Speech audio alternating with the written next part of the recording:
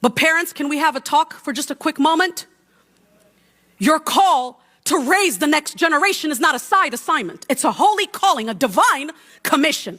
One that carries not only immeasurable influence, but also the weight of eternal responsibility. One day, you will be held accountable to God, not for how successful your children were by worldly standards, but for how faithfully you stewarded their spiritual formation, their character, and their God-given identity. This means discipleship begins in your living room, not in the church sanctuary.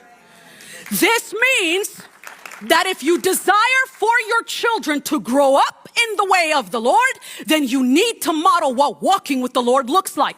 This means that if you want your children to grow up with an appetite for the things of God, then you will have to model what having that appetite for yourself looks like. Charles Spurgeon once said this: train up a child in the way he should go, but be sure you go that way yourself. You can't desire something for your children that you are not willing to model and pursue in your own life. Your voice and the patterns of your life will shape their view of God long before any pastor does. You see, we as pastors, we will never have the primary influence in your child's life in the way that God has graced you to do. That's your calling. Now, we can partner with you, and we can partner with what God is doing through you, through prayer, through spiritual counsel, through encouragement. But the primary source of influence, of guidance, of direction, of formation can only come from you.